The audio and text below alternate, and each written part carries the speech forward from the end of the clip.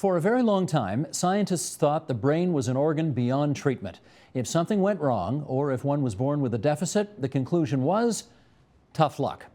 Not so anymore. There are revolutionary techniques that can lead to radical improvements in chronic pain, stroke, various forms of brain damage, Parkinson's disease, multiple sclerosis, autism, attention deficit disorder, learning disorders, sensory processing disorder, developmental delays, Down syndrome, and even some forms of blindness. Here now to tell us how this is all possible, Dr. Norman Doidge. He's the author of the best-selling book, The Brain's Way of Healing: Remarkable Discoveries and Recoveries from the Frontiers of Neuroplasticity. And it's always good to have you in that chair back here at TVO. Before we talk about the new book, because you were here, I guess, a few years ago with The Brain That Changes Itself, so let's just remind everybody the sort of key breakthrough idea of that book before we talk about your new one. Sure. That was basically the discovery that the brain is not fixed. It's not like a hardwired machine, but the way it works is by changing its wiring. And the word that describes that property is neuroplasticity. And neuroplasticity means that the brain's structure and function can be changed by our activity, what we do, and by mental experience. It doesn't mean we can change everything about the brain, but it means we can change a lot more about it than we thought. If neuroplasticity was the kind of buzzword of that first book, what's the one word of this book that sums it up? I'd say there are two words. I'd say one of them is energy, using energy to facilitate neuroplastic change. And the second word is healing. For 100 years, doctors very rarely use the words healing and brain in the same sentence. And now I think it's warranted. Healing comes from the ancient, or the old English word anyway, halen, which means not only to cure, but to restore and make whole again. And there are about 100 stories in this book about people who have restored lost functions. And we are going to go through some of them. The language of the brain are packets of energy. There's that word energy again. What does that mean? That's in your book. Sure. There are two. In fact, there are two languages of the brain. One, if you will, and that's a metaphor or a simile. One of them has to do with chemical signaling. We've heard a lot about chemicals. Chemicals are released between brain cells, very locally. The chemicals we've heard about are things like serotonin and dopamine. What people don't often appreciate is some of those chemicals, like dopamine, work in certain parts of the brain, very important in certain parts of the brain, less important in other parts. So if there's a chemical language of the brain, it's like a dialect, it's local. But the lingua franca of the brain, the language spoken throughout, has to do with the patterns of electrical discharge, the patterns of information contained in the various forms of electrical activity in the brain. And you call that energy. Well, it is energy. It is energy, okay. It's energy, and not in some flaky sense, it's measurable energy. There are equations that go with it, yes. You alluded to the fact earlier that you've got a lot of stories in this book, and I'd like to go through some of them with you, because I think as people hear them, they are going to, well, some of these are just downright shocking. The healing power of energy. One of the patients in your book is Gabrielle Pollard. You wrote of Gabrielle Pollard in the book, this woman's brain was rewired with light. What was the problem she had that needed rewiring? She had a life-threatening brain tumor, Gabrielle did. And it was removed. It saved her life. But it left her with various kinds of symptoms that you have when you have a kind of a brain trauma. So she was hypersensitive to sound. She had terrible balance problems. She couldn't multitask. She was exhausted all day long. She was nauseated all the time. She couldn't see things that were in front of her. Her memory was completely shot. And she had some rehab. She made very, very modest progress, but she was still quite disabled. How old a woman would she be? Oh, I think she must have been in her late 30s when this originally happened. Okay. Maybe early, I'm not sure. Anyway, several years passed. Funnily enough, she and I attended a lecture at the Ontario Medical Association. There's a group of us who meet and look at some far out things, and it was on light. And a Dr. Fred Kahn was there, who was a surgeon who'd done 20,000 operations, had a shoulder problem. He didn't want to get surgery on it because it wouldn't work, and it was healed with low-intensity lasers. Low-intensity lasers basically aren't like the hot lasers that you see in James Bond when he's about to, Goldfinger's cutting in half. They heal. They decrease inflammation, or they move inflammation along its normal path. They decrease pain. Can you see that laser when it's emitting its beam? Well, you wouldn't want to look into a laser, but you can see light coming off other kinds of light that do healing. Okay. Anyway, to make a long story short, Kahn originally used lasers to heal people with neck problems, but he had a man who had had a stroke, and he put the laser on the back of his neck, and the stroke had affected his ability to see. It was like he was always looking through a keyhole, very, very narrow. And even though he was being treated for the neck, he noticed that suddenly, after a long, long time post-stroke, he was looking through a keyhole because his visual fields were blown out. It started to expand. So Kahn realized from that and other things that you could treat concussions and brain traumas. Anyway, Gabrielle went off and got some treatment with Kahn. And I bumped into her, funnily enough, at the least likely places to bump into her, which was a Beethoven concert. This was a woman who couldn't stand the sound of two people talking at once. And this woman who was walking so tentatively when I first saw her, after, it was just several months later, was well on the way to being recovered. And now she's just in great shape. This is after years of being stuck. And Kahn's treated a lot of concussions. So this is a new treatment for traumatic brain injury. You tell us there is evidence Alzheimer's disease might also be treated with these lasers. Well, not treated. That is very preliminary evidence. So I wouldn't make that claim yet. What I would say is that's in the realm of promising. What I just described, there are a number of people who have already been helped from traumatic brain injury. It turns out that lasers in animal studies are diminishing the proteins that build up in Alzheimer's disease. The really good news for Alzheimer's is prevention. There's a study that came out a year ago that was done by a really fine group. It's the Cochrane Institute. It's physicians who are listening know that they're sort of like the gold standard in assessing studies. And what they showed is that they followed almost 2,300 men in Wales for 30 years, doing healthy things like exercise, not smoking, not drinking, normal weight, eating fruits and vegetables. And they reduced their risk of developing dementia of Alzheimer's kind or vascular dementia by a staggering 60%. 60%, and part of it was just sort of walk 3 kilometers a day, right? Yeah, and the issue here is that's neuroplastic. The exercise was the strongest intervention. When, as I've said before here on this show, when animals walk, it's usually because they're fleeing a current environment that's short on food, or there's a new predator, and they're going to an unexplored territory.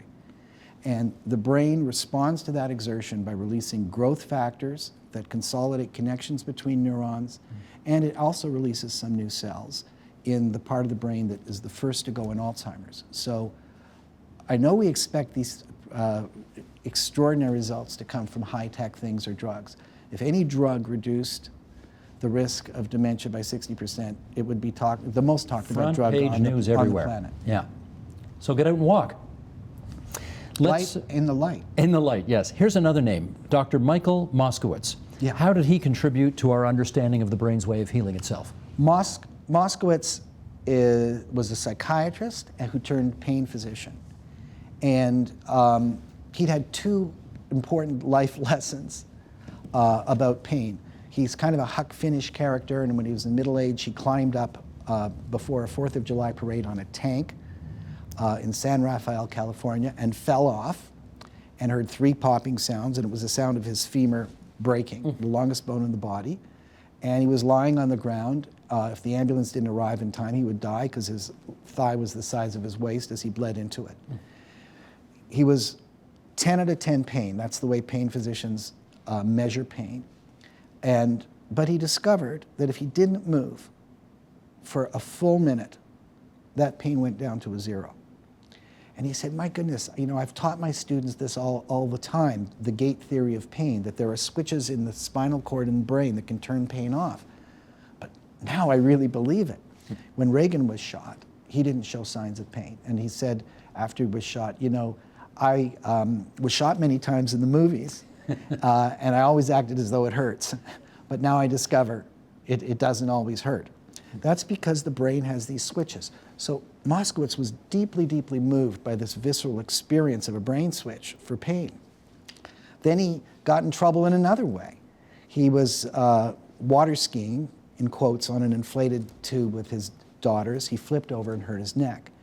And he developed pain, acute pain in a small area, but it kept pressing on a nerve, and it became chronic. Now, acute pain is basically the body is injured somewhere, a limb is injured, and the brain is saying, don't move that, you could cause further injury.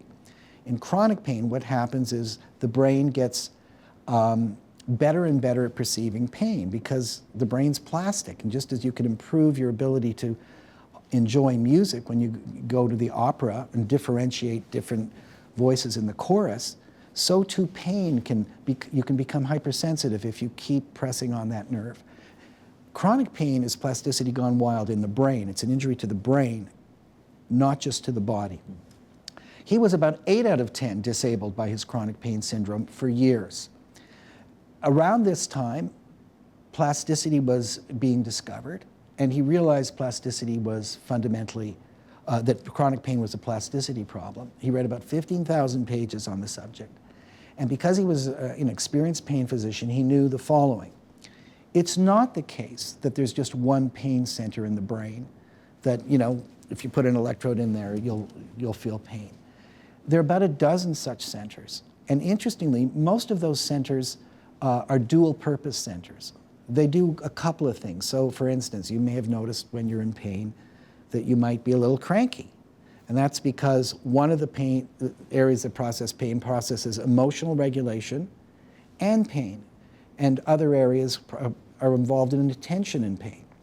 So he thought he would do this. He knew that when you go from acute pain to chronic pain, those maps are hijacked by pain, and about 20% of the other activity is taken over to process pain. So he resolved that whenever he had the slightest attack of pain, what he would do is he would do another one of those activities to try to rescue that part of the brain map from pain. He chose to visualize, because there are 2 areas in the brain that process imagery and pain. Every time he got an attack of pain, he visualized. It didn't matter what he visualized. It didn't matter, but he chose to do the following thing. He chose to visualize 3 different brain scans. The brain when it's not in pain, the brain in acute pain when those dozen areas have like little pinpricks lighting up, and the brain in chronic pain where those pinpricks become like supernovas. And he imagined winding it back.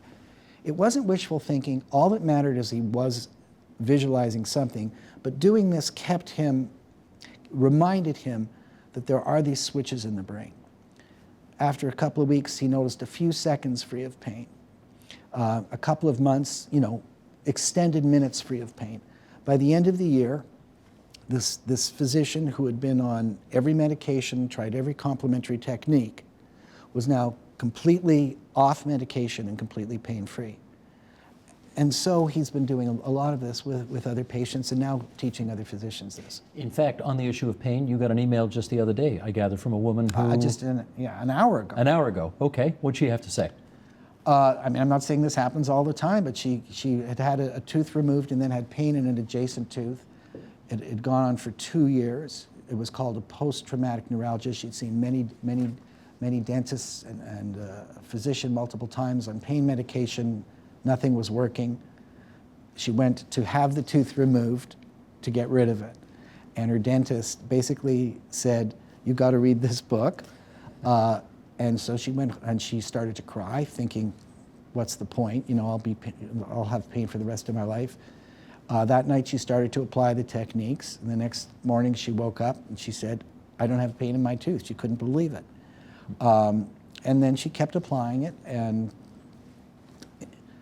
with the right patient matched to the right technique, you can sometimes get remarkable results using this mental technique. In her case, or in Moskowitz's case, is it a permanent solution? The pain does not come back ever? You can still, Moskowitz has a patient I described, Jan Sandin, and her entire back was destroyed. And she did this, and it went away. Occasionally she would get relapses, or Moskowitz occasionally would get a relapse. He just applied the technique. But if you looked at an x-ray of Jan Sandin's back, it's still as devastated as it ever was. It's just there's no chronic pain syndrome anymore. Let's, I'm going to sort of rush you a little bit through these because I want to make sure we get to all the stories that we do want to raise here. Moshe Feldenkrais. Am I saying that name right? Yeah.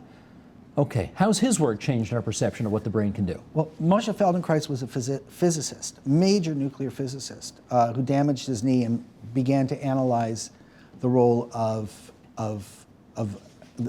movement in pain and awareness of movement in pain. And he was one of the first people in the West, based on his experience with, actually as a judo black belt, to understand that mind, brain, and body are part of the same system. And people may have heard of his work. It's a form of body work that's often used for aching backs and necks. But Feldenkrais understood something very, very important. He was one of the first to understand that the brain is plastic, and to realize that you could use movement and awareness of movement to talk to the brain. So look, neuroscientists very frequently talk as though you are your brain. I'm sure you've heard people say that. Everything that's important about you is in the brain, and we talk about the brain as though the body is really infrastructure to support the brain. But in fact, that's backwards. The brain evolved long after bodies did to support bodies, and they're part of the same system. Only in anatomy textbooks are they separate. So let's take something with stroke. You know, a person has a stroke, a stroke and they can't move their foot. We discovered in the 19th century in many different ways that stroke is caused by a brain problem. So we've tried to concentrate our focus on coming up with ways to, quote, treat the brain. Feldenkrais understood the body and brain are intimately connected. And so he developed ways of very, very gently moving the body to awaken dormant circuits and get the person aware of it. And he's made absolutely extraordinary progress since then, helping people with stroke. His student, he's deceased now, I do describe a case he worked with a woman missing a third of her brain, who was supposed to be institutionalized, doing these little tiny movements to wake up the dormant circuitry and develop new circuitry. This next example I want you to talk about is a guy you didn't have to go very far to find. Your neighbor, Paul Medall? Oh my gosh, yeah, Paul Medall's a national treasure. Paul Medall was born with very severe dyslexia, and I think he failed 4 grades in a row.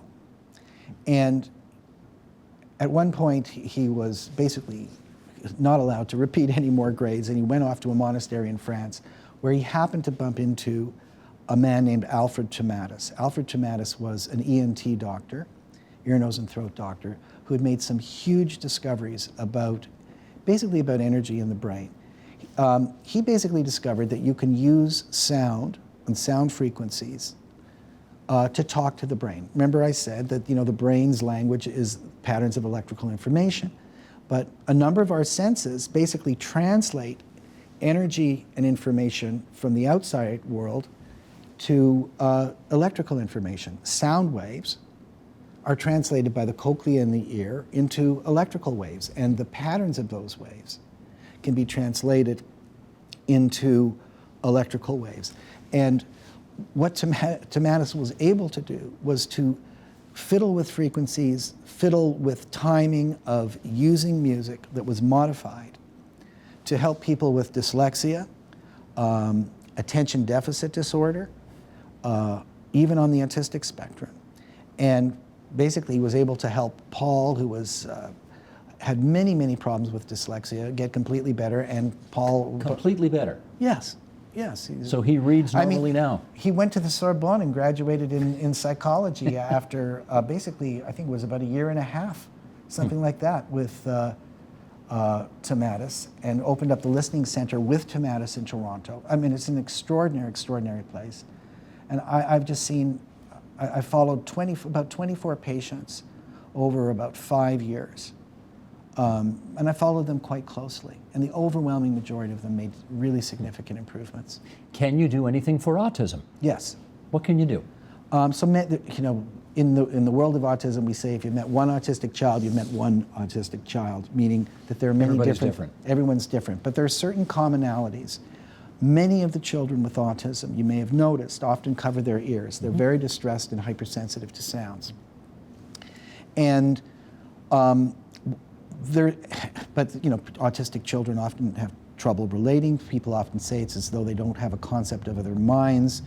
They have many, many problems, including lots of inflammation throughout their bodies.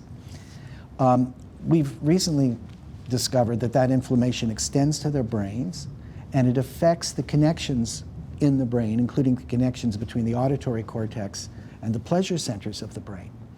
Now, autistic kids suffer hypersensitivity to sounds, we believe now, because they don't have something most people have. They don't have a circuit in the brain and ear that most people have, which is an auditory zoom. When you go to a party, that's a noisy party, at first you can't make out any conversations, and then gradually over time you zoom in on one or the other conversation. You filter out all the other noise. Yes. You can zoom in particularly on the frequencies of human speech. But autistic kids can't do that. And they're left with actually very low frequencies. And that sounds really weird, like I've just been possessed. And you know when you go to movies and someone's possessed, they do a voice like that, or if you see Jaws and the shark comes on, it's a really low frequency. And it just goes right through all of us. And that's because the sounds that our predators make are often low frequencies. And so human beings go into a fight-flight reaction when they're exposed to those. That's why they're used in the movies. And so basically, the training is to train the circuit for the auditory zoom for autistic kids. And like one kid I described, Timothy, at the end of the first day of the training, he had his first good night's sleep in years. He was supposed to be institutionalized. His mother says, he's in the car on the way home, his mother says, he's different. 2 days later, he hugs his father for the first time.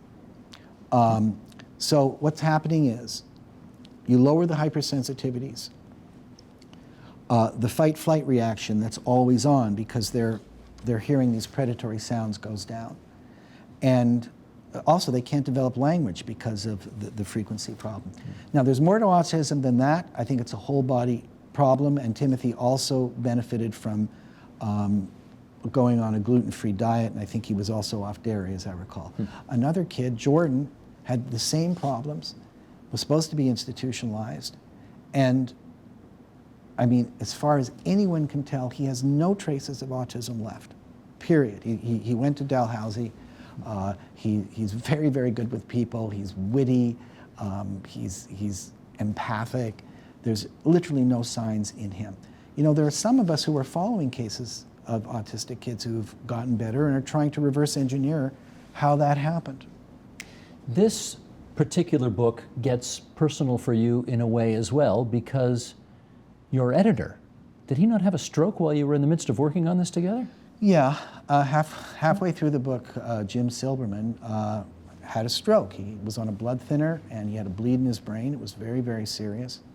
Got one of these awful calls that starts off, after I hadn't heard from him. I'd actually given him the chapter on light to edit it, and he had just finished it. And his wife called me up and said, Norman, I want you to know that Jim's okay, which meant something happened. Something bad happened, and he was still alive. And he had lost the ability to move, on one side of his body. And, it was touch and go, because bleeds are really, really scary. Can you stop the bleeding and so on. Luckily, he got good conventional emergency care. right away. But he was left with these terrible deficits. And he got mainstream, his neurologist said, look, as people often say, you're not going to improve past the first, 6 months, and it'll be meager. Anyway, it was the most ironic thing in the world, because he was one of the first lay people to be interested in brain plasticity, and he edited my first book. And we just marched through the chapters, and we applied these techniques. In the first couple of days in the hospital, he had a laser light up through his nose to help his brain heal. He did the Feldenkrais technique daily. He went down to the Taub therapy technique. Fred Kahn from Toronto made sure that he got light therapy. So, I mean, there's a chapter on a device called the Pons, and he did that. How is he now? Well, I just want to say one thing about Jim, is I wanted him to do a bit more, but he refused to, because he wanted to finish the book, because he thought it was important. But I can tell you that within a couple of weeks of finishing the book, he went down to the Taub Clinic in Alabama, and he took his first steps. So he's on the way back. Yeah, he's doing very well. Let me ask you one more thing, and that is that ever since you got on this journey, which has, 1 million copies sold, the first book? I mean, you've had astonishing success. But I wonder if also what comes with that, a lot of people in this world now, I presume, come to you and say, I'm in trouble, you need to help me solve my problems. How do you deal with being the receiver of so many people's hopes? And these are people who are, of course, facing down some of the worst things they'll ever experience in the course of their lives. I mean, it's a huge challenge. After the first book, it became very intense. It's a hell of a burden. I try when I can, but it's overwhelming at this point, to direct them to the people whose work I'm describing. My role here, as I see it, is to be an integrative neuroplastician, and to try to figure out, what's most likely to be helpful for, Look, I've got 5 new approaches to traumatic brain injury in this book. And what I tried to do is set up stages of healing to determine who would benefit from which approach. But these are early days. But I'm doing my best to try to give order to this field. That's where I think I can make my best contribution. And we're always grateful when you can find the time to come in here and tell our viewers about it. Dr. Norman Doidge, The Brain's Way of Healing. Remarkable discoveries, and boy are they ever, and recoveries from the frontiers of neuroplasticity. Great seeing you again. Thanks so much. Thanks. Support Ontario's public television. Donate at tvo.org.